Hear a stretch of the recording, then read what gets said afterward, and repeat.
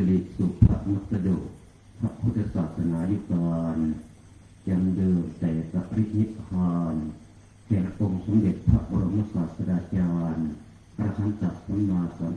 พุทธเจ้าพระองค์นั้นบัดนี้ล่วงแล้ว 2568 พระชนษาปัจจุบันณสมัยสุริยคติตรงกับวันอังคารที่ 16 ธันวาคมจันทรคติตรงกับเดือนจิตค่ำเดือนอ้ายปีมะเสงเป็นปัจจุบันวานพระพุทธศาสนายุการยังเดิมแต่ปรินิพพานแห่งองค์สมเด็จพระบรมอาจารย์สัมมาสัมพุทธเจ้าพระองค์นั้นมีนัยยะอันพุทธศาสนาจะเป็นกำหนดนับได้ด้วยประการละชนี้อิโตปรังสัพจังธัมโมโสตโภนะโมตัสสะภะคะวะโตอะระหะโตสัมมาสัมพุทธัสสะนะโมตัสสะภะคะวะโตอะระหะโตสัมมาสัมพุทธัสสะนะโมตัสสะภะคะวะโตอะระหะโตสัมมาสัมพุทธัสสะโยโวอานันทธัมโมจะวินโยจะเทสิโตปัญญโตโสโวมมัจเยนะสัทธาติขอถวายความนอบน้อมแด่พระรัตนตรัยอันมีองค์สมเด็จพระบรมศาสดาผู้ทรงชี้นำพระธรรมคือคำสอนสั่งของพระพุทธองค์ตลอดทั้งพระอริยสงฆ์พระสมุติสงฆ์ผู้ทรงสตาธิคุณและเป็นเนื้อนาบุญของโลกกราบถวายความคารวะคณาจารย์โดยมีท่านอาจารย์ปรีชาภิชาโนผู้เป็นประธานอาจารย์จิรวัชิรธรรมโมพระผู้ปัญญาสันติคุณเป็นต้นขอถกแสดงความนับถือพระสัมมาจารีผู้มีอายุการศึกษาใกล้เคียงขอเจริญสุขสวัสดีจงเกิดมีแด่สาธุชนในการทำของวันนี้เสียงไม่ดีหรอกตกใจเราช่วงเวลาทางนี้ไปก็ลงมือลงลงมือไว้นั่งในปริยาบทที่สบายสบายเสียงตุกตับตุกตับตกใจนี่เราเป็นระบบร่วงเด็กแห้งผมก็จัดนั่นดีกว่ามันเป็นในคอนดิสเซอร์ดีก็ดีโอเคดีนิดๆบางทีก็พอ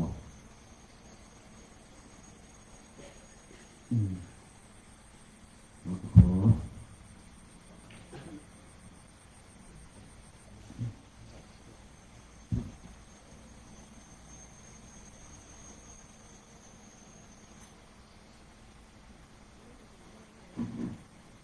เด็กถึง2 สาว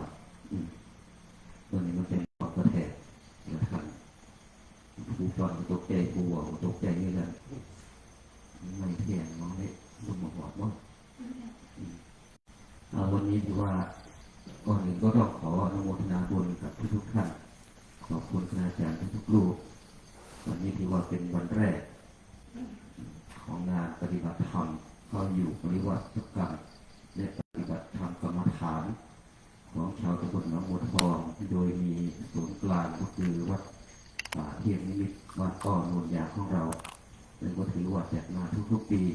และรูปแบบก็แปลกตาเปลี่ยนไปบ้างตามเหตุปัจจัยตามเวลาอย่างเช่นวันนี้โยมก็จะงงๆว่าท่านอาจารย์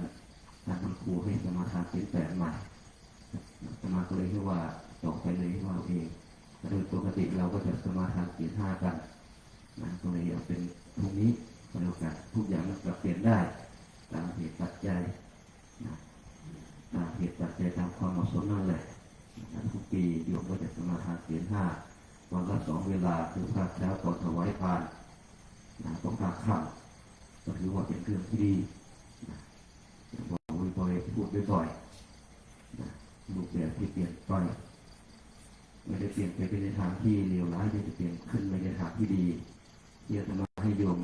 พูดเองว่าเองนี่ก็ถือว่าเป็นความเข้มแข็งของเรานั่นแหละบางครั้งบางทีเราเป็นชาวพุทธว่ากันมาหลายครั้งหลายทีแล้วบางทีก็อาจจะพูดเองว่าก็ได้ หรือถ้าเป็นงานราชพิธี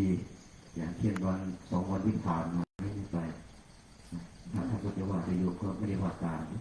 เราไปศึกษาไปดูของเขาอย่างนั้นแหละที่ชมประเพณีอย่างที่ท่านอาจารย์พระครูท่านว่าไปก่อนนะวันนี้ก็ถือว่าเป็นวันแรกในหลายอย่างก็ยังไม่ลงตัวยังไม่ลงตัวยังไม่เข้าที่แต่มันก็จะเข้าที่ของมันโดยทำเป็นไปโดยธรรมชาติของมันนะวันนี้ทางบริษัทของเราเนี่ยคือพุทธบริษัทมีอยู่2 กลุ่มกลุ่มนักบวชผู้ออกจากเรือนแล้วก็กลุ่มของเครือขัด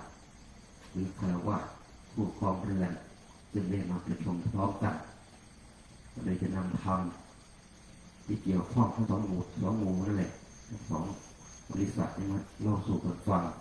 ตามเหตุปัจจัยตามสติปัญญาวันนี้คณะสงฆ์ทางช่วงบ่ายก็ได้ทำสังฆกรรมเกี่ยวกับวินัยกรรมหรือเรื่องของพระนั่นแหละแปลตามศัพท์สังฆะเจ้าโง่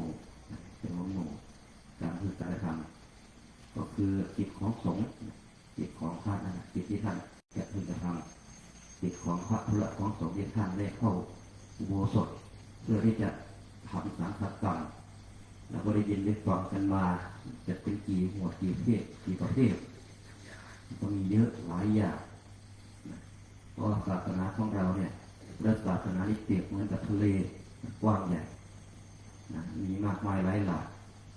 ไม่เหมือนกับบางศาสนาเหมือนบางลัทธิคำพีเรื่องเดียวไม่น้อยก็ไม่มากนะแต่ว่าของเราเนี่ยก็เปรียบเหมือนกับห่วงทะเลนั่นแหละเวลาที่เราสวดมนต์ตอนเช้านั่นนะโดดห่วงมาหันนกอันนั้นแหละกว้างใหญ่หาเข้ามาได้ลำบากได้ยากสังฆกรรมเนี่ยมีมูลเหตุมาอย่างไรเราก็ได้ยินได้ฟังมาบ่อยๆเราสงฆ์ท่านทำสังฆกรรมและสังฆกรรมนี้มีมูลเหตุมาอย่างไรทำไมต้องมีสังฆกรรมการท้องสงฆ์โดยสรุปโดยย่อๆทำไมจึงต้องมีสังฆกรรมครั้งแรกเริ่มเดิมทีที่พุทธศาสนาของเราอุบัติท่ามกลางศาสนาอื่นๆที่เขากำลังรุ่งเรืองอยู่ด้วยสัจจะความจริงที่พระองค์ทรงแสดงสามารถที่จะนำผู้คนออกจากห่วงกิเลสแห่งทุกข์โดยสิ้นเชิงได้จึงเกิดภิกษุบริษัทพระพุทธบริษัทจะมี4 จำพวก4 ประเภทก็คือภิกษุภิกษุณีอุบาสกอุบาสิกาเรียกว่าพุทธบริษัทแต่ภิกษุบริษัทนี่ก็คือนักบวชล้วนภิกษุมีความจำแนกท่านอธิบายไว้12 ข้อได้ชื่อว่าเป็นภิกษุนั่นแหละเหตุที่ได้ชื่อว่าภิกษุก็อาจว่าเป็นผู้ขอที่ได้ชื่อว่าเป็นภิกษุเพราะว่าเห็นภัยในวัฏสงสารอย่างนี้บาเป็นต้นบริษัทท่านเขียนเป็นภาษาสันสกฤตเขียนตามรูปศัพท์เดิมก็คือปะริสเรียกว่าศัพท์หรือแยกศัพท์ออกมาปะริสเป็นว่ารอบศัพท์ตัวนี้มาจากเสียธาตุในความอยู่ความนั่งความนอนหรือว่าผู้นั่งรอบผู้อยู่รอบพระพุทธองค์จึงเรียกว่าบริษัทภิกษุบริษัทเกิดขึ้นจำนวนมากขึ้นจึงเป็นมูลเหตุให้เกิดสังฆกรรมเนี่ยมูลเหตุข้อแรกเนี่ยคือมันมากขึ้นทีแรกก็ไม่มีมากเนี่ยพระพุทธองค์เดินทาง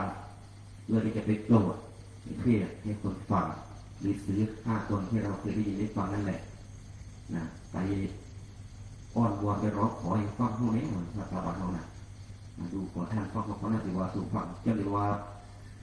ตั้งใจคบกันมาอยู่ด้วยกันมาเคยได้ยินคำที่เราพูดอย่างนี้หรือเปล่าเคยได้ยินหรือไม่ที่เราจะปฏิญาณตนเมื่อปัจจัยว่าคีใจจิตใจอ่อนโยนลงพระองค์จึงได้ทำการเทศนาให้ฟังถ้าภาษานักเรียนนี่ก็บอกว่าไกลก่อนเลยพวีเรทิพวีอันตาปะพะทิเตนั้นสีวิจักขาภิกษุมีก่อนข้อเกี่ยวนี่ก็คือเทศกันแรกเนี่ยมีคนฟังอยู่5 คนและคนที่เข้าใจในเพียงคนเดียวเข้าใจว่าอย่างไรจริงๆพระพุทธเจ้าทำมาสำคัญ3 เรื่องว่าธรรมมันปิดสิ่งใดสิ่งหนึ่งมีการเกิดขึ้นเป็นธรรมดาสิ่งนั้นก็ย่อมดับไปตามธรรมดานี่คือสิ่งที่พระพุทธเจ้าได้ดวงตาเห็นธรรมนี่คือมูลเหตุข้อแรก มูลเหตุข้อที่สองก็คือนี่พุทธประสงค์ที่จะให้สงฆ์เป็นใหญ่ในการบริหารจัดการกันเองเนี่ยก็เลยเกิดเป็นสาขากรรมขึ้นมันขยายตัวงานมันขยายตัวขึ้นก็เลยแตกกิ่งก้านสาขาไปเหมือนกับสินค้าบางชนิดแล้วก็ขายเปลี่ยนชายขายนู่นแยกสาขากันไปมีอยู่10สาขาที่1 ถึง 9ยังไม่ได้เปิดอย่างนี้เป็นต้นนะขายดีเลยนะขายไม่ดีก็เอาบางกิโลมีหัวลงเสียงกระโบกเยอะแยะไปนะนี่ก็คือมูลเหตุที่เกิดที่สังคกรรมขึ้นและมันจะแนกไว้เป็นปีอย่างนะสังคกรรมเราได้ยินได้ฟังมาเอาแต่เท่าเวลาเนาะเท่าสติปัญญามีไปเรื่อยๆเกี่ยวกับสังคกรรมของเรา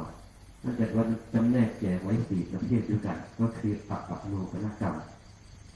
อย่างหนึ่งยัตติกรรมอย่างหนึ่งทุติยกรรมอย่างหนึ่งและยติยตุถกรรมอย่างหนึ่งเป็นภาษาที่ท่านยังไม่ได้แปลออกเลยและในภาษาไทยที่ท่านที่เรากุลบุตรที่บวชเข้ามาได้เรียนนักธรรมชั้นนู้นชั้นนี้นะท่านก็คงของท่านไว้อย่างนี้คือบางศัพท์นี้ท่านไม่ได้แปลออกอย่างเทียบอัปโลกนกรรมคืออะไรคือการสมมติกันขึ้นมาอุปโลกกันขึ้นมาที่เราได้ยินได้ฟังนั่นแหละก็มีอยู่หลายกรรมนะที่ต้องอัปโลกนะหรือว่าต้องแยกกันหรือว่าต้องอุปโลกขึ้นมาแต่ว่าเราจะเห็นโดยมากในปัจจุบันก็มีแค่กฐินแค่นั้นเองเกี่ยวพระมา2 ลูกมานั่นยักษ์เกียกันตีสังโฆชานาตุแล้วก็อัปโลกกฐินขึ้นมาอย่างนี้ในการแจกพัดนี่ก็ไม่ค่อยมีแล้วแต่ก่อนในงานปริวาสหรือว่างานปฏิบัติธรรมก็จะเป็นรูปแบบนี้ต้องแจกพัดก่อนเมื่อโยมไม่สบายใจบริหารกินมาเลยนี่บวนี่มีหรอกนี่แต่นี่หน่อยนะเดี๋ยวบริหารกินก่อนนะรวมฝึกเลยจะมีนะบางวันเดี๋ยวแล้วชาวทุกโรงม้วนของโยมอย่างนี้เดี๋ยวว่ามันถึงต่อตามวิธีการมีวิธีอยู่นั่นแหละเก็บยังไงมันจะบาปเดี๋ยวมันบาปน้อยที่สุดนะมีการแจกตลาดพัดในยุคโบราณเพราะของมันมีจำนวนจำกัดจึงต้องแจกหรือว่าอัปโลกนะแต่ถ้ามีมากมายเพียงพออย่างที่เราเป็นอยู่ทุกวันนี้อย่างเมื่อเช้าเดินดูก็ลูกสุดท้ายลูกหลานบริเวณตอนบทเขือในหลายตอนอยู่ในบ้างมองในตอนบทเขือเรื่องตอนไหนยั่วตอนนี้ตอนบทเขือจมพุทธจมปุ๋ยในขั้วคนบทเขือหรือว่าเม็ดมันออกในวิ่งมันบอกแต่พวกหนึ่งอยากให้ออกมานะนี่ก็คืออัปโลกนกรรมคือเป็นกรรมง่ายๆแต่ไม่ได้มักง่ายเนี่ยอย่าทำมันง่ายขึ้นไว้ไงอย่างเช่นเวลาที่ท่านจะแจกพันธยาเทวดีแล้วก็แจกจริงๆนะอาจารย์ปรมาภาคมหาเทระสัตตาปฏิส่วนที่1จนถึงแก่พระเถระผู้ดูเนื้อฝ่าข้าพเจ้าพอกล่าวจบว่าเจ็ดก้อนเอาไปจัดใจเลยว่าเป็นนางจูกูอย่างนี้นั่นก็คือมันไม่พอจริงๆจึงต้องทำอย่างนั้นแต่ว่าในการอุปโลกกฐินก็เหมือนกันนะก็คือตกลงกันเลยแล้วแต่ว่าทำให้เป็นรูปแบบให้รักษารูปแบบไว้แค่นั้นเองอย่างสมัยอาตมาเป็นพระแรกๆสมัยรุ่นขนองป่าอยากว่าจะได้กับว่าได้คนมักมวลนะผ่ากฐินผ่ากับผ้าปฏิสังกับบริวารทั้งปวงนี้เป็นของพระเจ้าแต่เพียงผู้เดียวมูลที่เรียนนักบุญอ่อนนะจะไม่ได้นะนั่นก็คืออัปโลกนกรรมเป็นกรรมที่ไม่ต้องทำในสีมานะไม่ต้องนำฉันทะไม่ต้องนำปาริสุทธิของวิสุทธิใดมาและก็ไม่ต้องนั่งในคัพบาทนะแล้วก็สถานที่นะก็คือสามารถทำได้ทุกที่ไม่ใช่เป็นต้องทำในสีมาอย่างเดียวเนี่ยอัปโลกนกรรมหรืออุปโลกภาษาบ้านเราเรียกต่อมาก็คือยัตติกรรมยัตติก็คือข้อเสนอข้อตกลงคือตกลงกันว่าจะทำอะไรอย่างไรนะยัตติกรรมต่อมาก็คือยัตติทุติยกรรมก็คือมีการสวดให้แต่ไม่ได้สวดอนุสาวนาก็คือตั้งสวดรอบเดียว แล้วก็ไม่ได้มีอนุสาวนาก็คือไม่มีคำว่าทุติยมปิเอตมัฏฐังวัฏฐามิในครั้งที่สองข้าพเจ้าก็จะอยากกล่าวย้ำเตือนตอนนี้พระตติยมปิเอตมัฏฐังวัฏฐามิไม่ได้มีตรงนี้ขึ้นมาอย่างเช่นในการสวดทุติยะยติทุติยการก็เห็นมีส่วนในกฐินบ้านในสวดถอนสีมาบ้านอะไรอย่างนี้เป็นต้นนะซึ่งเรานี่มันจะทำจำแนกให้กุลบุตรได้ศึกษาที่อยู่ในหลักสูตรของนักธรรมชั้นเอกถ้าเป็นนักธรรมตรีชั้นต้นเนี่ยจะว่าถึงอาทิตย์ธรรมจารย์ว่าด้วยศีล227 ข้อ227ที่นักเอกยวัตรที่กรณะสมถะไว้ด้วยเป็น227คือต้นแล้วท่ามกลางก็จะเป็นประเภทอภิสมาจารย์จะเด็ดอยู่ในหลักธรรมนักธรรมชั้นปูและสุดท้ายก็คือที่สุดก็คือนักธรรมชั้นเอกจะละเอียดลุ่มลึกไปตามลำดับเหมือนทะเลนั่นแหละจะไม่โกรธชันลงเสียทีเดียวจะค่อยๆลาดลุ่มลึกลงไปทำให้ในของพระองค์ก็เหมือนกันมีการศึกษามีการปฏิบัติไปตามลำดับมีการศึกษาไปตามลำดับจากง่ายไปถึงยากจากง่ายขึ้นไปถ้าจบนักธรรมชั้นเอกแล้วยังไม่พึงพอใจก็ต่อเป็นมหาเรียนอภิธรรมแต่ปัจจุบันนี้สำนักอภิธรรมรู้สึกว่าจะเหลือไม่กี่สำนักเลยเพราะนั้นเหตุอะไรเพราะไม่ค่อยมีคนบวชน้อยคนเรียนน้อยความมาบวชนี่มันบ่อยากเนี่ยแต่ว่าบวชแล้วพึงพอใจในการบวชพึงใจในการศึกษาเราเรียนภาคเรียนปฏิบัติจากเราตนเองพัฒนาตนเองนี่ยากแค่อยากก็อยากแบบทำอีกเหตุนี่ด้วยนี่คือเป็นเหตุของเราแบบนี้อยากนี่ด้วยนะนี่ก็คือกรรมที่เราทำนี่มาแล้วก็ต่อมาก็คือยติจตุตกรรมอันนี้เรามีอนุสาวนาคือข้อตกลง3 ครั้งนั่นแหละข้อตกลงกัน3 ครั้งย้ำให้เข้าใจอีกก็คือแรกในท่านก็จะตั้งยติขึ้นมาของเอสายติแปลเอาแบบภาษาให้เราเข้าใจว่านี่เป็นข้อเสนอว่าอย่างนั้นเสนอข้อสู่ที่ประชุมยติยื่นให้กันแต่ครั้งที่2 ที่ 3ก็ว่าอย่างนี้แล้วก็จะมีตอนท้ายว่าโซยัสสะยัสสะมะโตขมติย่อมควรแก่ผู้ใดสู้คุณหัสสะยัสสะนะขมติโกภาสิยะผู้นั้นจงนิ่งถ้าไม่สมควรพึงพูดออกมาให้ทักท้วงในตอนนั้นเนี่ยมันจะสวดมากเหมือนกันโตภาสิยะพึงทักท้วงพึงกล่าวขึ้นมาว่าเพราะนี่ว่าท่านนี้คุณสมบัติหรือว่าขาดคุณสมบัติในการคัดกรองอินทรีย์มีกี่ขุดถังโลกนักเกียรติเป็นเสียนหล่มละลายมาอย่างนี้คนคัดกรองแต่ว่าสุโมเนียทำเลยนักที่พัฒน์อย่างเดียวจะเป็นมีเขามาบวชก็แล้วว่ามีคนว่านักที่พัฒน์อย่างเขามีอย่างนี้เพื่อนถามเรามนุษย์โสที่จะเป็นคนในบอกอะไรขนาดเป็นยาโคโรนี่ต้องถามเลยมันมีตำนานทุกอย่างมันมีตำนานมันมีเรื่องราวนะครับมันมีสตอรี่หลอกทับเรียนความนี้นะพระเจ้าอย่างนี้เป็นผู้ชายอยู่ในถามว่าปุริโสที่เดี๋ยวเป็นผู้ชายอยู่มีหมู่มหาด้วยกันก็จะล้อเลียนกันนะโถการกระทำตีน้อยไม่เล่นขนาดมันนะเป็นผู้ชายของโมเดลอามาเขาเป็นโถการทำตีมันเป็นน้อยนี่เหมือนนอนอะไรได้เป็นว้ายอยู่เลยมีหลายอยู่ในการในสู้โมเดลละผู้พาให้น้ำหนักเนี่ยรักษาวัตเกณฑ์และสมุนบททนนี่ก็คือยติจะคือหักกรรมนี่ก็เป็นกรรมที่ว่าเรารู้เมื่อสังฆกรรมคืออะไรสังฆกรรมคืออะไรต้องทำความเข้าใจด้วยค่อยๆศึกษาไปเรื่อยๆแม้แต่ถ้าเรามานั่งตรงนี้ก็เป็นการศึกษาทางนั้นเหมือนกันนี่เพราะครูอาจารย์ที่คณาจารย์ได้นิมนต์มานี่ล้วนแต่ทรงภูมิทรงทำความรู้ความสามารถเราที่นั่งอยู่ตรงนี้มีเด็กว้าอย่างนี้ที่ต้องค้นพ่อครูทำเท้าอย่างนี้พ่อครูดอกกว่าขออย่างเดียวเลยคุณกดมาแล้วแต่ว่าเขาไปจำได้เขาไปใส่เป็นคนไหนกันเองทีนี้นะครับว่ามาถึง กิจที่เราจะต้องทำก่อนที่เราจะทำสังฆกรรมทุกอย่างท่านเรียกว่าอุปกรณ์และอุปกิจด้วยแต่ว่าอุปกรณ์นี่จะมีตายตัวนะครับ4 อย่างเรียกว่าอุปกิจขึ้นอยู่กับว่าเราจะทำอะไรกรรมไหน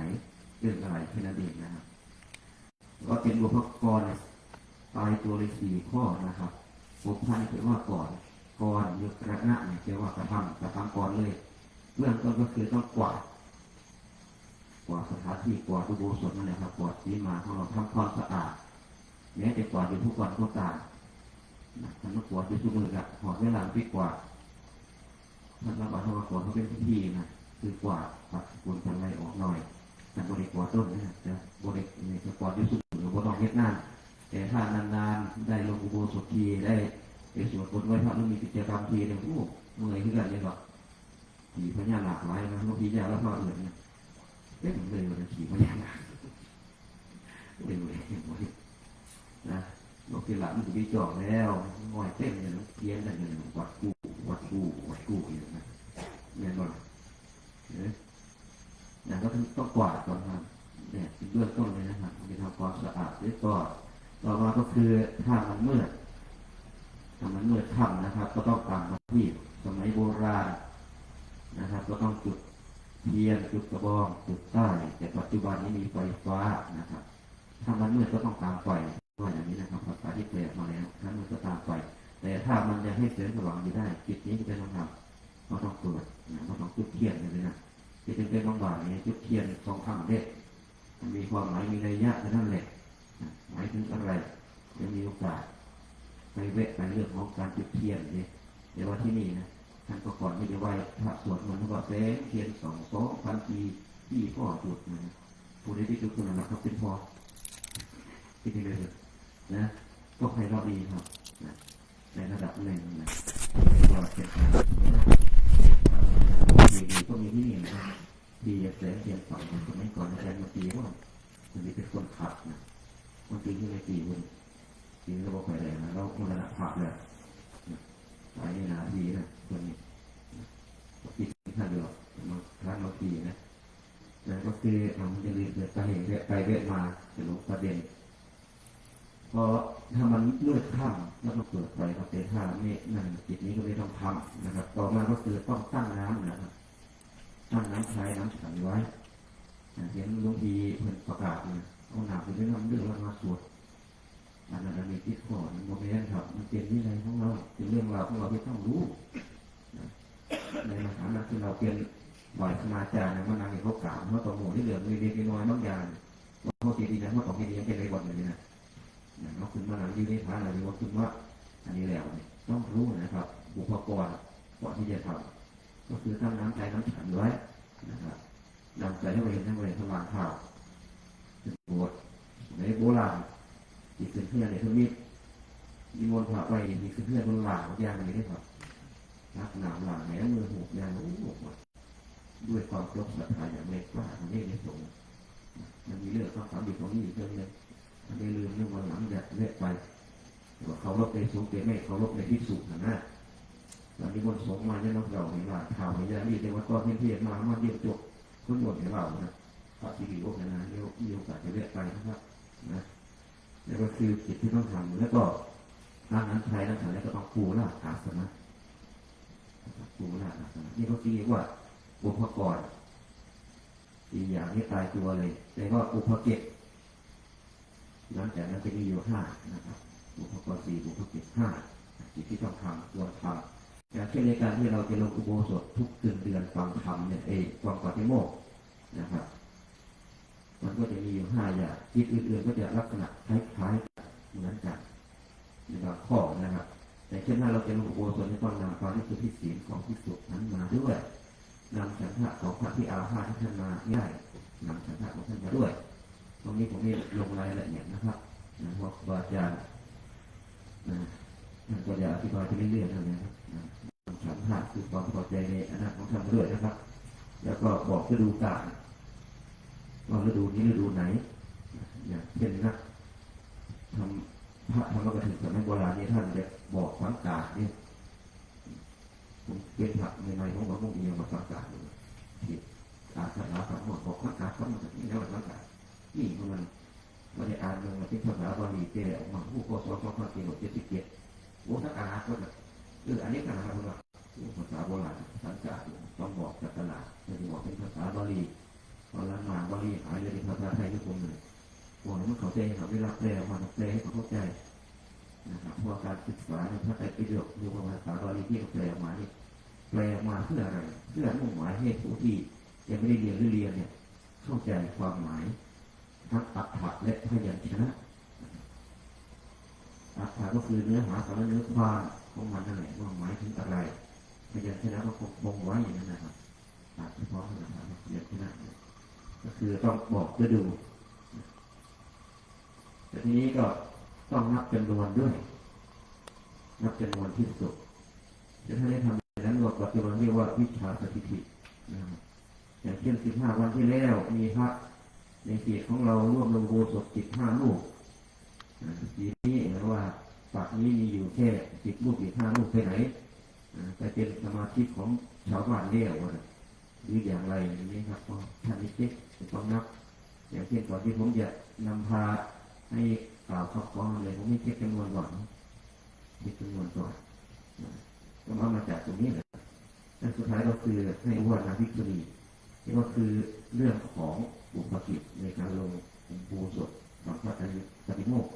ส่วนกิจอื่นก็มีลักษณะคล้ายๆกันครับท่านวางหลักไว้ละเอียดมากและก็ไม่มีศาสนาใดหรือศาสนาองค์ใดที่จะสอนไม่ดีสอนไม่ละเอียดขนาดนี้นะครับถ้าเราเอื้อเฟื้อศึกษาเข้าใจแล้วที่โบเทียนก็ให้เลยเนาะที่โบเทียนเนี่ยเขาก็ถือพวกเขาเนี่ยมันจะสึกแล้วตามตรงนี้ไหนไปด้วยกันได้นั่นนี่ก็คือสิ่งที่นะครับเราทำกันในวันนี้ในวันสังฆกรรมและทีนี้คำสวดมาถึงคำสวดคำที่ต้องใช้ในการสวดสังฆกรรมนะครับก็คือยติและก็อนุสาวนานี่แหละนะครับเป็นคำประกาศความปรึกษาหารือของคณะสงฆ์ที่จะทำนี่ก็เป็นเรื่องที่เราจะทำในวันนี้ยังเครียดในวันนี้ท่านก็มาขอยาจามิแปลว่าข้าพเจ้าจะขอเราไปทำสิ่งนี้มาตั้งแต่อาหารพระเตียสมบูรณ์แล้วก็ไม่ได้ศึกษาประโยชน์จริงนะครับยกได้แล้วก็เข้าใจว่าท่านจะทำอะไรมาแม้จะไม่ได้มาทำหรือว่าไม่ต้องอย่างเช่นหลวงพ่อหลวงพี่ที่มาจากสร้างผมมีพวกเดียวมาหวานจริงเดี๋ยวทำไมที่นี่มาอย่างนี้มาเพื่อส่งอารมณ์ไว้นะครับคนเก่ามาเพื่อส่งอารมณ์คนใหม่มาเพื่อหาประสบการณ์บางท่านมาหาประสบการณ์มาเรียนรู้มานะครับอยู่เป็นอาจารย์จากก็ดีเป็นพระปริวัติกะก็ดีนะครับก็คือมาส่งอารมณ์ไว้มาส่งอารมณ์ไว้เพราะบางทีเนี่ยเราอยู่ที่พักเทียสายหรืออยู่ที่วัดของเรามันรู้สึกเพลสความนะครับทุกวันนี้ศัตรูของเราเยอะไผ่แฝดพวกนี้อยู่อย่างนี้ครับเรื่องป้าเล็กเทียฝั่งนี้เลยว่าสิ่งใดที่มันพลาดเราก็แก้ไขได้ทีละข้อทีละเรื่องทีละอย่างไม่ใช่ว่าจะได้ง่ายอย่างนั้นที่ทำง่ายต้องไม่เฮ็ดทุกคนหรอกมันเป็นพระเป็นหวังนะพระเป็นหวังเดี๋ยวว่ามันยากครับแล้วสิ่งที่มันยากนี่แหละที่เราต้องพยายามประคับประคองไปเรื่อยๆถึงครูบาอาจารย์บางท่านที่ท่านไปเทศในที่ต่างๆแล้วก็มาถามว่าที่องค์นี้ถามได้ครับว่าที่บวชตัวเสียบวชมันเป็นบางคราวตามอารมณ์ครับสมัยใดๆเราไม่มีผู้ใดว่าที่บวชเรียนเนาะที่บวชจะเป็นหวังอยู่ได้แต่ว่าจะว่ามีเหตุปัจจัยมันเลยปากอะไรนะปากอะไรเนี่ยแต่ก่อนเนี่ยปากอี้เลยนะครับมันไม่คงบวชที่แหลมตอนผมจีเกียร์ตอนท่านสาธิตตอนนั้นพวกเดียวกันจะได้หลวงไม่ผมตอง3 หลวงหมดเลยตอง3 หลวงมันเป็นปากเก่งมันปากดีมันมันได้เนี่ยเลยเขาได้เจอผู้พักให้ผู้เต็มเลยบ้านเพื่อนเนี่ยว่าเสียบได้ป่วยได้ก็ป่วยเหยียดป่วยเลยนะเด็กพลาดนั่นเลยนะพวกกระสุนพวกเนี่ยไปเรียนเลยมาไปเรียนนั่นไปนะครับนั่นก็คือสิ่งที่เราทำนะครับว่าสังฆกรรมคืออะไรจะได้กี่ประเภทผู้ศึกษาความพิสดารนะครับเราสามารถที่จะค้นคว้าได้ในปัจจุบันนี้องค์ความรู้ของเราเนี่ยมันอยู่ทุกที่ครับมันจะไม่เหมือนยุคแรกๆไม่เหมือนโบราณที่เขาพึ่งบางทีว่าหายากเลยบางทีสมมติเวลาที่ครูบาอาจารย์มาเทศมาอะไรเนี่ย ต้องโน้ตต้องจำนะครับต้องเขียนนะเรียนก็ไม่ค่อยได้ฟังนะแต่ปัจจุบันนี้ง่ายต่อการเข้าถึงสื่อเหล่านี้นะแต่ก็เป็นดาบสองคมนะครับการฟังธรรมเราอยากฟังธรรมของสอนใดอาจารย์ไหนเราสามารถทำได้แต่ว่าสิ่งที่เราทำให้กันไม่ได้นั่นคือการมาทำในนี้แหละครับมาทำปฏิบัติทำกันอย่างอย่างนี้ครับอย่างนับความต้องเจ้าเลยมันต้องหนักเลยติดความเบียดวอลตีเบียดธรรมะอย่างไรมีต้องครับแต่ว่าสิ่งที่เราไม่สามารถที่จะทำหาในตัวเราได้ก็คือการปฏิบัติของเรานี่แหละครับนอกจากตัวของเราเอง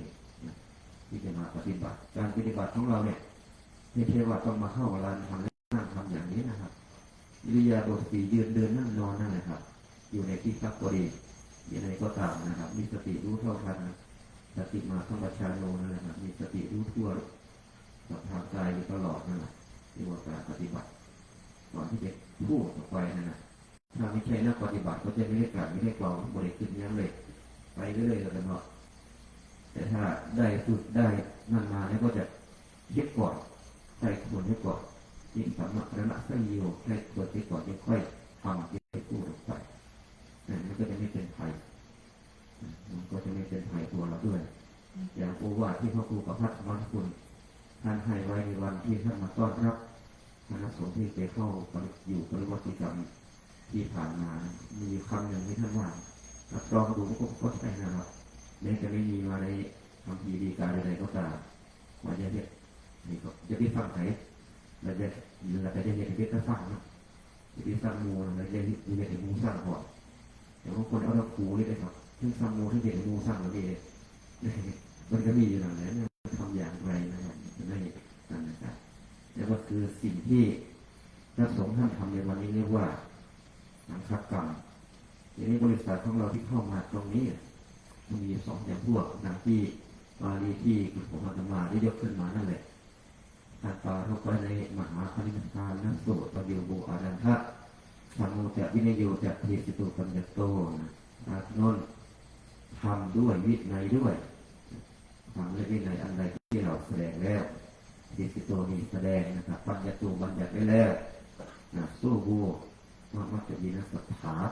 ทำและวินัยนั่นแหละจะเป็นทัศน์ประก็คือในการที่เราลวกไปแล้วมักปัจจัยนะส่วนที่จะเป็นว่ากินเกินลวกเมื่อกระดาษลวกไปก็เราเป็นอยู่กับผ่าได้หัวหอมไม่มีอันนี้ยกไม่มีพอก็คือยังมีครูอาจารย์อยู่ก็คือทำที่ไหนนะครับหาได้แต่ที่ไหนก็เป็นดีในจังหวัดในวัดนั่นเองเนี่ยมันเรียนได้แต่จะตีหลบอย่างเดียวอยู่ที่ทุกทีนะครับแต่ว่าทางไหนจะเป็นที่ไม่เป็นสัตว์ทำปฏิรูปเป็นสัตว์ทำปฏิรูปต้องมีปัญญาก่อนมันจะเข้าใจที่อย่างถ้าเราไม่เรียนนี่ว่าโอ้ยเรียนรู้จากทำจริงบทเรียนบทรู้บทสู้กิเลสบทเทศสอนธรรมบทพัฒนาตนเองนี่มันยากเราไปเรียนครับ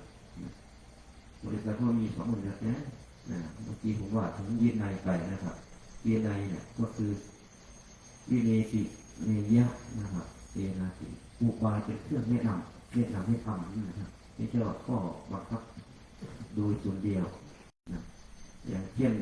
ศาสตร์อาสนะของเราจัดกระจายเรามาปูรากมาจัดใหม่อันนี้เราเรียกว่าวินัยทำเขาที่นั่นเองนะแต่ว่าวินัยทางโลกให้เขาตีความแบบความเก็บมันกับวินัยของทหารตำรวจอะไรประมาณนั้นนะครับแล้วก็ถูกอยู่แต่ไม่ทั้งหมดนะครับโดยบางส่วนนะนี่มาถึงเรื่องของธรรมะที่เราเข้ามาอยู่ตรงนี้นะบริษัทของเราก็เอาเช่นพระพุทธเจ้าก็จะมีอภินาหะปัจเจเวกอยู่10 ข้อถ้าเป็นของอุบาสกอุบาสิกาหรือผู้ครองเรือนที่จะมีอยู่5 ข้อบางข้อก็ใช้ด้วยกันได้บางข้อนี่เฉพาะของนักบวชจำกล่าวถึงนักบวชก่อนอันแรกก็คือเววันนิยังผิอัตถุปะปูเววันนิยังผิวันนี้เรามีวันหน้าต่างนะอัตถุมาจากนักแล้วก็อุปปัตตะเข้าถึงวันนี้เราเข้าถึงเรามีเทพต่างจากเครื่องขัดนะครับที่ท่านแปลไว้ในการเราก็คือวันหน้าทั้ง4มีกษัตริย์เทพพราหมณ์สุขแล้วก็เป็นทางที่แฝงเข้ามา ในบรรดาวันหน้าเหล่านั้นเราไม่ได้เป็นวันหน้าอะไรเลยนะครับเคยเป็นกษัตริย์บริเป็นแล้วเป็นแพทย์เป็นพาเป็นสวนบริเป็นเหมือนกับแม่น้ำทั้งห้าสายไหลลงมาสู่ทะเลย่อมได้ชื่อว่าทะเลเหมือนกันนั่นนะครับคือวันนี้ยังมีอทุกขประตูเราต่างจากเขาแล้วเรามีเพศภาวะบริเป็นยังไงเลยฉะนั้นท่านจงภูมิใจแล้วก็ต้องรักษาภูมิใจของท่านไว้นะครับภูมิใจว่าเราผ่านวันมาได้วันนี้เรารอดพรุ่งนี้ไปต่ออย่างนี้นะครับปีวันนี้ยากอีกแบบนี้เรามีเพศต่างจากชาวบ้านเขาแล้วต่อมาก็คือพระปฏิปทาในชีวิตการเลี้ยงชีวิตของเราเนื่องด้วยผู้อื่นควรทำตัวให้เขาเลี้ยงง่ายถ้าทางพระเราเนี่ยพอบวชปั๊บพระอุปชาเนี่ยก็จะบอกวิธีดำเนินชีวิตเลยนะต่างจากชาวบ้านที่เกิดขึ้นมาอยู่โลกปัจจุบันมันไม่มีผู้ใดบอกเลยวันที่บอกให้ได้จะบอกที่นี่หลวงนี้เป็นยังไงที่ดีอย่างนี้แต่ว่าพระท่องพระท่านที่เขาบอกเลยนี่ยังไงนะครับการเอาที่ดินหลอดปฏิขึ้นมาใช้ของมันปฏิของเรามีสี่อย่างบาทหนึ่งอายันตีประตูหนึ่งบาทจะมีบาทที่เป็นบาทเด้อบาทในเดียวนะเพราะว่าพิสูจน์ได้ชื่อว่าพิสูจน์เพราะว่าอัดว่าผู้ขอโดยการดำเนินเกิดนะครับก็หายแบบหวังแบบเขาบอกหายแบบบทต่อไม่วาเขาบทต่อไม่ยังเขายังเขียนที่เจ้าคณะตำรวจผมเราประสบเลยผมเบิ่งเนี่ยหมดเขาพกลอกครับเขียนเขาขณะเขามาหาเพลที่เพื่อนเขาโคราชเขาบวชที่ประเทศอิตาลีพูดที่กปีเขาเห็นเด็กทุกวันแล้วส่วงคนมาเรียนกันนะอย่างเด็กสายเขาคือเขาเลยนะโดยเป็นท่าที่จริงกันเยอะรับปฏิบัติการในชีวิตการอยู่ของเรานะครับก็คือเรื่องด้วยผู้อื่นอาหารแล้วว่าใส่ดินบาทเครื่องนุ่งห่มแล้วใส่ผ้าบางคนในปัจจุบันในผ้าหลายพวกนี้ต้องไปหลุนเพื่อจะไม่ให้ก่อนเขาเพียงแต่ผู้บริการเราต้องไปหลุนหาผ้าเปียกผ้ามาฝากว่าเย็บนั่นเพื่อที่ไรคิดไม่แปลกใจครับในจีวรคณกะจึงมีข้อยุ่งหยิงเกี่ยวกับฝาเกี่ยวกับจีวรเยอะมากครับในสมณศักดิ์ภาษาธิการเต้จะนำของไทยนะทั้งอย่างไว้มันหลายบทซึ่งจีบไว้นะโดยเฉพาะเรื่องปริมาณเรื่องกตินี้ยุ่งหยิงขนาดเนี่ยนะครับเพราะว่าอย่างไรมันถึงเกี่ยวนะครับเพราะว่าท่านเป็นคนที่ละเอียดอ่อนในเรื่องของพุทธเจ้าองค์ของเราเนี่ยเป็นขัตติยะนะครับเป็นขัตติศักดิ์ท่านที่มีความละเอียดอ่อนจึงเอามานะกษัตริย์เอามารยากษัตริย์นี่มาสอนพระของเราในที่ในเขตเสขียวัตรโดยเฉพาะหมวดโพธินปฏิสังยุตว่าจะได้ในของบทจบว่าแต่ละเรียนดินได้หรอบางคนจะฟังยืนฟังหูพี่บอกวียืนดูสำนักอะไรนั้นดูดีเลยก็ดีนั่นมันก็เป็นมารยาทของเราไอการเคลื่อนลุ่มของเราก็คืออาศัยท่านะครับเก็บมาทำให้มันเป็นย้อมด้วยสีด้วยของน้ำฝาดนะครับน้ำฝาดปัจจุบันนี้มีของที่สำเร็จรูปมาแล้วที่มีกีวอร์เกิดตอนไหนอย่างไรมีโอกาสตัวทำในเรื่องที่จะเล่าให้ฟังนะครับท่านเห็นความลำบากของพระผู้ที่เขามีปัญญาอยากให้พระทำหน้าที่ปฏิบัติล้วนๆอย่างนี้นะครับพอต่อมาอยากให้เหลืองยูเหลืองจริงเหลืองตัดอื่นเลยนะครับเดี๋ยวปกติเป็นผู้หลักเป็นภาระไหนว่าจะเป็นอาหารว่าจะเป็นเครื่องลงอย่างน้ำเลือดที่ถึงจีวรขึ้นมาตอนไหนและใครเป็นผู้ถวายคนแรกเนี่ยผู้ไหวว่าบอลงตัวทุกว่ามันต้องเหลวไปตัวที่ไหมมาเห็นไหมทำวัฒนกายมันเป็นบ่าวแล้วคือพอครูปัญญาราคาว่าเรียกว่าน้ำเราเมื่อเนี่ยนะครับต่อมาก็คือที่อยู่อาศัยของเราก็คือก็อยู่อย่างนี้นะครับการดินกินการลงพาแล้วกินอยู่การดินกินการลงพาแล้วไม่ก่อนแต่ปัจจุบันนี้มีวัดที่ถูกต้องตามกฎหมายเกี่ยวกับเรียกว่ามุ้งใหญ่กว่าคุมมุ้งเล็กไว้มันก็มีลำดับขั้นตอนบทถามเขาก็จะบอกเจ็บป่วยไม่สบายใช้ยาจากน้ำมันเน่าในปัจจุบันนี้หลายตัวยามีพุทธสูตรมีหอมีถูกน้ำยาเรียนปฏิบัติจึงไม่ต้องลำบากแต่ว่าเป็นคนเนี่ยมันมีความลาได้บอกเลย เกิดมาแล้วต้องอยู่ยังไงไปยังไงที่เป็นเรื่องตลอดยังบอกแปลครับชุมนุมเนี่ยนับถือศาสดาองค์ใหม่ศาสดามันดีนี่เรามีแต่อย่างนะมันก็เลยทำให้เราเกิดความเห็นแก่ตัวขึ้นเยอะจิตใจสับแกลงมากเห็นแก่ตัวในมันเลยเห็นขึ้นมันเลยเกิดความที่ว่าจิตใจสับแกลงทั้งเรื่องบางอย่างเรื่องต้นผ่านเนี่ยยุคเก่าโบราณอย่างไรอย่างหนานี่จับไปมาไหวเลยบริจริงเจ้าวันหน้านะบริคนว่าเขาแจกทั้งเดือนดีบริจับไปงอกครั้งไว้เลยตัวเพื่อนมวลผ่าที่ซอยเกี่ยวซอยดำหน้าซอยที่เขาบอกถ้าบริวารเขาตามปกติบริมีอย่างนี้ทุกเมื่อนี้บริได้ครับดังเร็วนะครับมันจะเห็นได้ทันนี่ก็คือสิ่งที่มันแปลกไปที่ว่าคนมันจิตเป็นเทียบลงหรืออย่างไรตอนที่อยู่บ้านตั้งหลวงผมได้ไปในเรื่องของมีชายุกุมารตอนนี้พระพุทธองค์บอกให้พาไปแก้เคล็ดว่าถ้าอยากให้กุมารนี้มีอายุยืนไม่ตายภายใน10 วันไม่เป็นอาหารเพราะว่าอุตกัดยักษ์ให้ทำอย่างนี้พระก็บอกว่าที่ดื้อๆนี่สามารถที่จะหาได้หรือว่าสาวของพระพุทธองค์จะหาที่ไหนที่เอาอะไรเลยพระพุทธองค์ให้เบาใจระวังนะข้อนั้นจะจัดนี่ก็คือสงเคราะห์กันสงเคราะห์เขาก็ติดตายก็เห็นนะติดตายนะจะเป็นจะตายเรื่องด่วนในนี้พระองค์ทรงอนุญาตอยู่นะครับบางเรื่องนะครับเช่นว่าภัยมันมานะครับก็จะเป็นปัญหาในการปฏิบัติธรรมของเราเนี่ยบางภัยนะครับในสมัยที่เราไม่สามารถที่จะประพฤติปฏิบัติความรู้ในความเพียรของเราได้แต่ในอยู่5 อย่างก็คือเนี่ยมันเผาโหดอันนั้นคืออะไรยังอะไรยึดยังอะไรเนี่ยมันเป็นสมัยมันเป็นเวลาไม่ใช่สมัยที่จะทำความเพียรยาเขาป่วยด้วยครับเป็นไข่น้อยๆจะเกิดอะไรหรือเป็นไข่ดอกแดงแห้งปลาลูกเขาเพียรมาเลยนะครับมันนั่งมีเยอะสิ่งกับอะไรนี่เป็นลูกคอเบอร์นะแล้วมันนั่งรุ่นอะไรถึงรถเหยียบเอวมารถต่ำหรือว่าก็เหยียบเอวอีกเลยเด็กนั้นสูงมานั้นเมื่อยเปลี่ยนวิธีบนมันหรอกมาหัวพวกเนี่ยแต่พวกเปลี่ยนตั้งนี้เนี่ยว่ามันจะทนอยู่ตามสภาพไม่ได้หรอกมันตกเรื่องแล้วก็เปลี่ยนด้วยวิธีบนนั้นแต่ว่าสุดท้ายถ้าเราไม่เปลี่ยนมันก็จะลื่นมันก็จะนานของมันเป็นการตกใจร่างมันเกิดขึ้นในตัวในท่าการระดับไปในที่สุดแต่ว่าต้องอะไรเนี่ยรู้เจ็บปวดยากแต่สถานเนี่ยครับ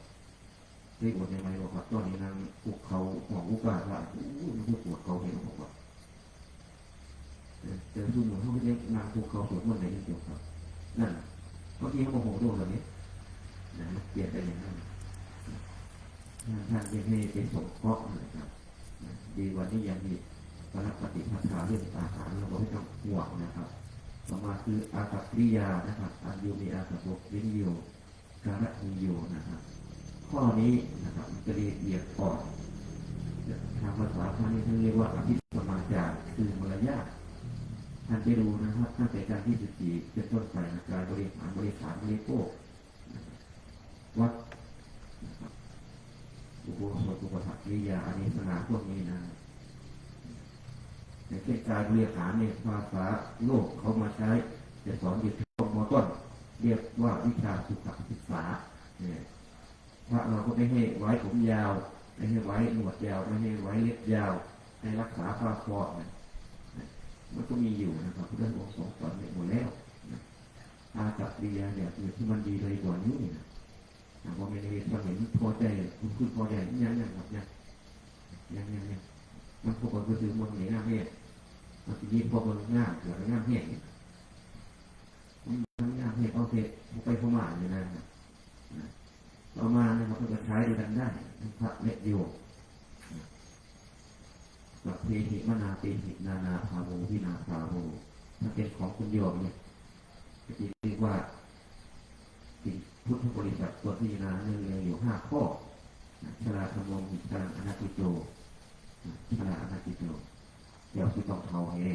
เดี๋ยวต้องแก่ให้หน่อยนะเรามีความแก่เป็นธรรมดาไม่ล่วงพ้นความแก่ไปได้แต่เดี๋ยวชีวิตขีดโบดหัวเป็นสิ่งที่กระทำสิ่งหย่อมผมหรือตัวหย่อมมันก็เป็นข้อมาอย่างนั้นความแก่เห็นว่าตัวแก่ดีกว่าที่แก่ตัวคนนั้นรวมคนไปไม่ได้พยาธิขโมยพยาธิยาธิตัวรวมพ้นจากความเจ็บปวดป่วยไข้ไปไม่ได้ มรณะธรรมโมหิมรณะมรณะตีโจมรณะตีตาคนที่เขาแล้วป่วยแล้วสุดท้ายจะตายหรือเปล่าก้าวล่วงไปไม่ได้พิจารณาร่วมกันได้ทางพระเวทโย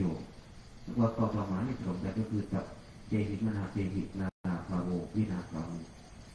เราจะต้องพัดพลาดจากของรักของสดเสทั้งสิ้น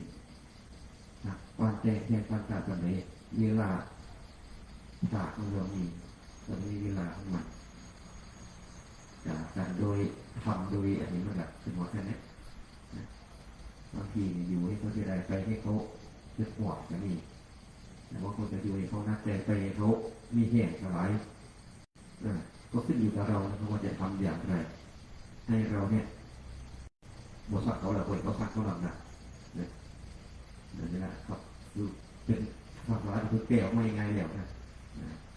และต่อมาก็คือให้พิจารณาเรื่องของธรรมธรรมะสโตหิธรรมะพายาโทสัมมะธรรมะปฏิสารโนเรื่องของการกระทำการที่เป็นคำกลางๆไม่ดีไม่ชั่วไม่ขาวไม่ดำเป็นกลางๆไปดูในอัตถกถาที่ท่านจำแนกแยกไว้เรียกว่ากรรม12ประเภทในผลต่างๆนี่ผลต่างเก็บอย่างนี้เป็นต้นเป็นอาสนะกรรมอโหสิกรรมที่เราเรียนในหลักสูตรนักธรรมชั้นโทนะครับอันนี้ในที่นี้มาในพระไตรปิฎกโดยตรง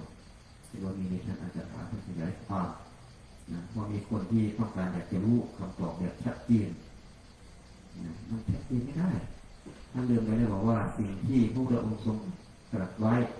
ต่อสิ่งที่ไม่ควรคิดมีอยู่สี่ประเภทผู้ใดคิดผู้นั้นอาจจะถึงความเป็นบ้านี่ยังไงในโลกจินดาเรื่องของโลกบริคิดบริวิสัยของเขาเรื่องของกรรมเรื่องของญาณวิถีเรื่องของพุทธวิสัยนะครับเรื่องของกรรมนี่เหมือนกันครับ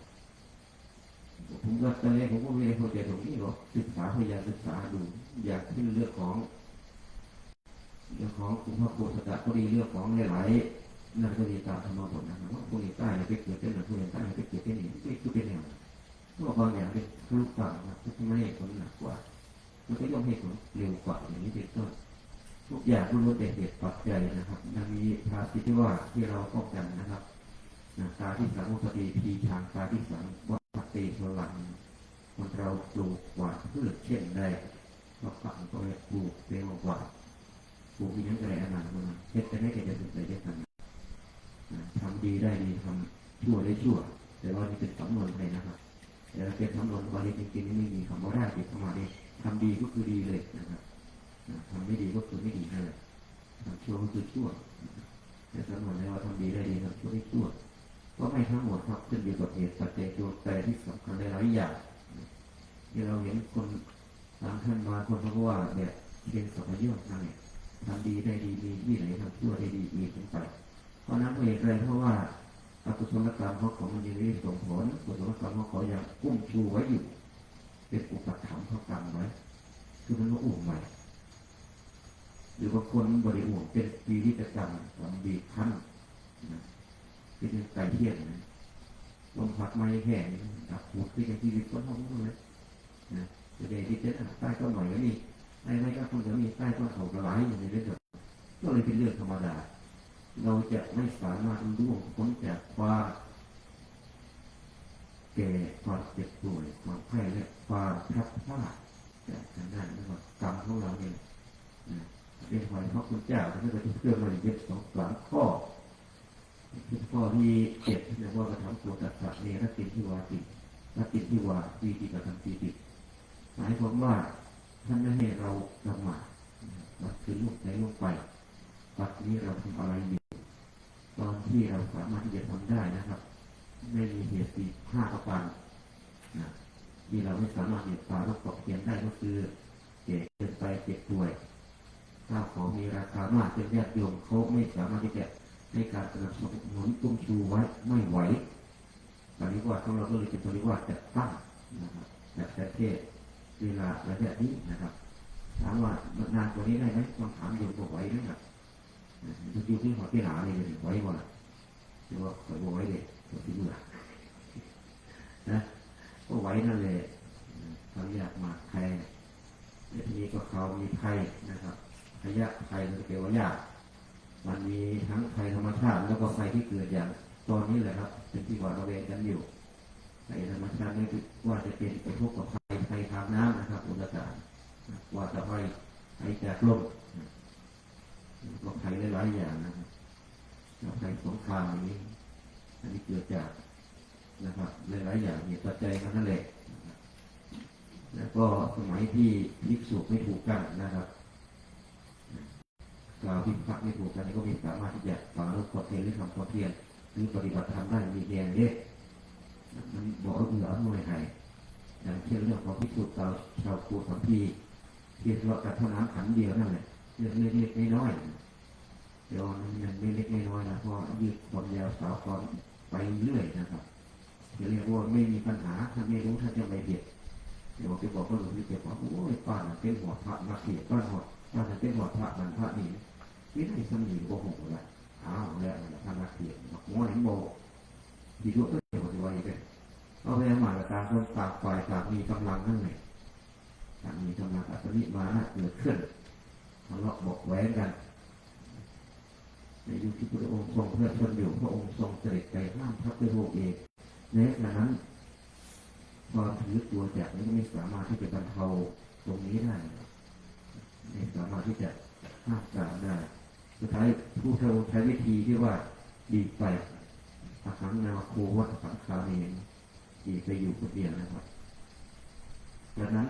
ด้วยบารมีที่พระองค์ทรงสั่งสมมานะครับก็ยังมี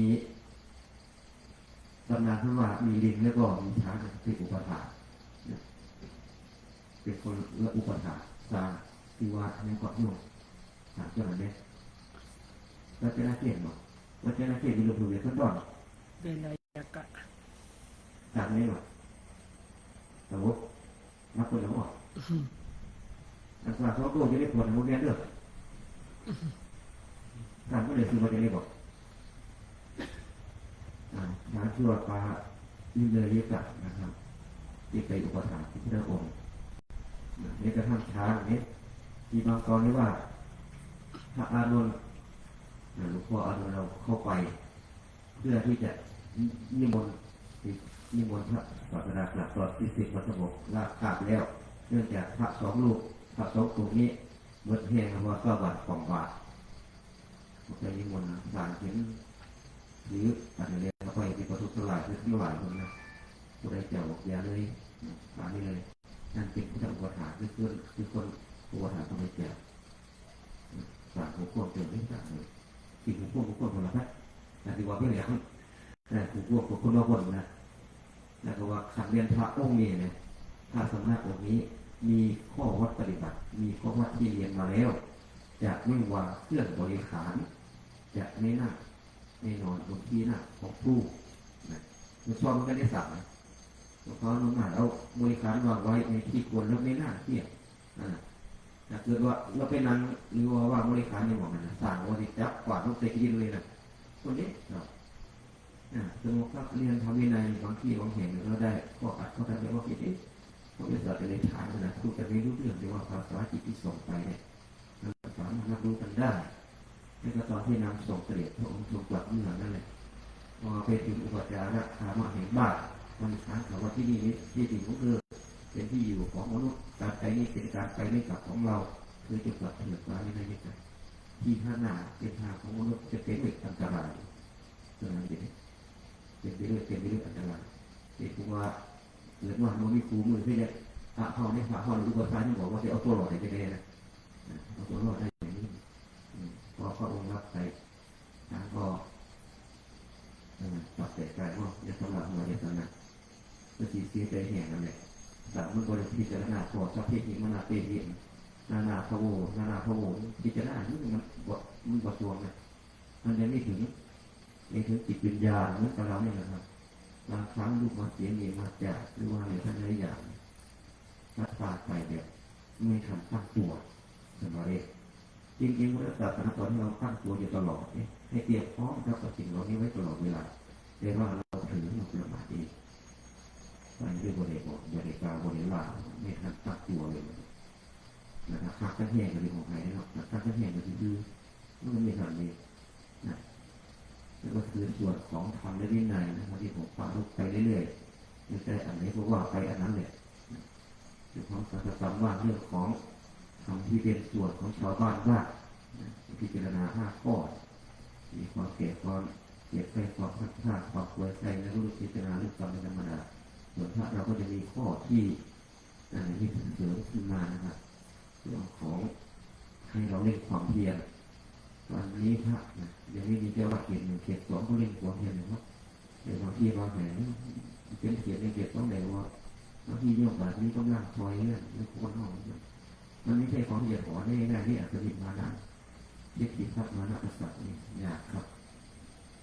เลยจะไหนหลังไม่ดูกันไปโยมเด็กกระแทกเท่านั้นไม่ร้ายแรงไม่ใช่นี่คือสำคัญที่ว่าเราก็ต้องแยกเป็น2 ฝ่ายเทียบเทวดา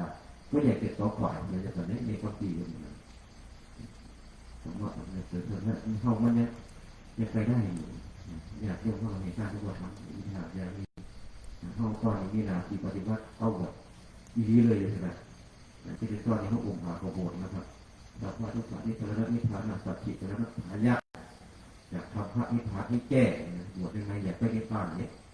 บวชนั้นนิพพานอยู่ใกล้นะไปหน้าถึงเหตุปัจจัยเดียวจะตาไปเอาละครับผมใช้เวลาไม่หมดนะครับก็คงจะนั่นนะครับโดยเฉพาะการเข้าอยู่ปริวาสประจำนะครับก็ขอถวายให้ครูบาอาจารย์ด้วยกันนะผมไม่ได้โดดเดี่ยวครับว่าผมขึ้นวันนี้ถ้าผมบ่นดีกาผมอาจจะขอเลื่อนเพราะวันนี้ควรจะเป็นหน้าที่ของถ้าในสายงานนี้ก็จะเป็นข้อวิจัยว่าเรื่องของปริวาสนี่เธอได้รู้ว่าผมพูดไม่ได้เด็กแต่รอก่อนเราให้รีวิวสูงกว่านี้ก่อนนะโหแล้วจะรับงานที่กันเรียนรู้กันเนาะนะเราจะเป็นปริวาสแบบไหนก็รู้อยู่เดี๋ยวรอให้รีวิวหรือว่าเราให้การเวลานะครับมันจะเป็นตัวที่ทำให้เราไม่ล็อกในนี้ผมนิ่งขึ้นกว่านี้ก่อนนะครับถ้าเป็นสายนั้นก็จะเป็นข้อวิจัยบ้าง